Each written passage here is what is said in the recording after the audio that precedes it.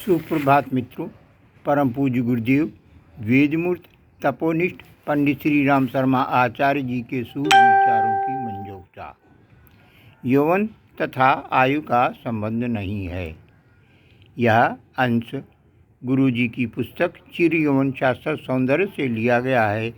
गुरु जी कहते हैं कि मनुष्य की आयु कितनी है, मेरी आयु कितनी रहेगी, अमुक व्यक्ति कितने दिन जीवित रहेगा। ये प्रश्न अनिश्चित हैं। निश्चय केवल यह है कि आज समाज में विरला ही कोई ऐसा मिलेगा जो अपनी समूची आयु भोगता है।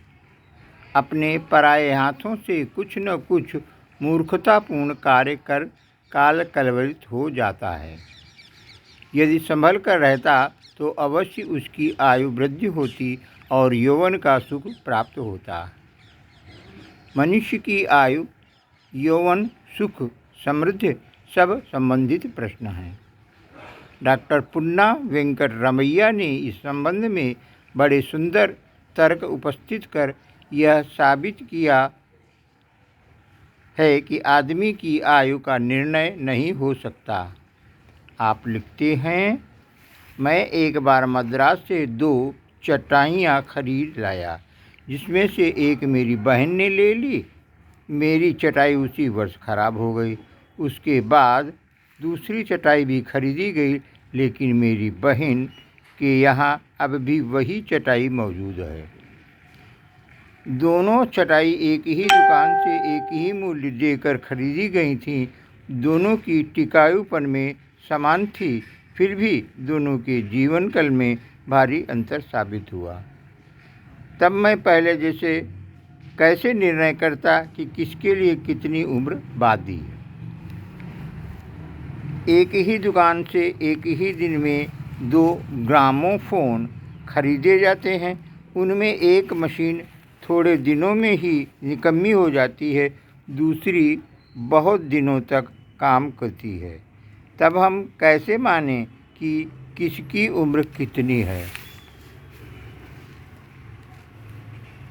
तब हम 2 भाई अपने पिता की जायदाद को बराबर बराबर विभाजित कर लेते हैं, जिसमें से एक अपना हिस्सा तो खो बैठता है और मारा मारा फिरता है। दूसरे की संपत्ति दिन दूनी रात चौगुनी बढ़ती जाती है। फिर हम कैसे जानें कि किसके यहाँ कितने दिन तक संपत्ति टिक पाएगी। इसी प्रकार के अनेक अनुभव भी हुए हैं। प्रायः देखा जाता है कि वृद्ध माता या पिता स्वस्थ रहते हैं, किंतु उनके आयु के पुत्र या पुत्री उनके सामने ही पूरे हो जाते हैं।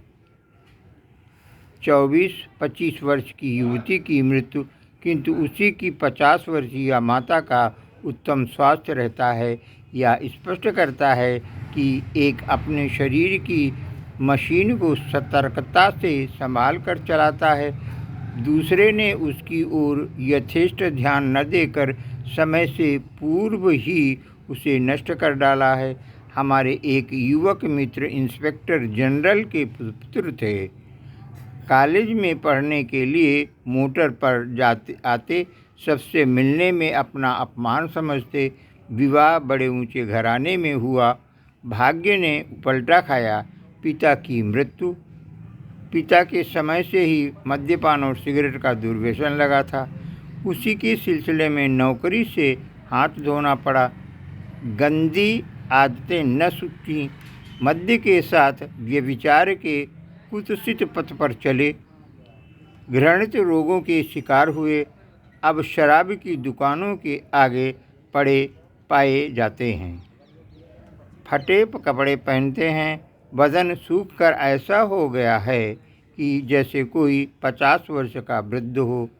कल्पना कीजिए, यदि यही युवक संभल कर चलता तो यौवन के कितने दिन स्थिर रह सकता। मित्रों, इस वीडियो को अधिक से अधिक लोगों को भेज दें, ताकि गुरुदेव के शुभ विचारों से सभी लाभान्वित हो सकें।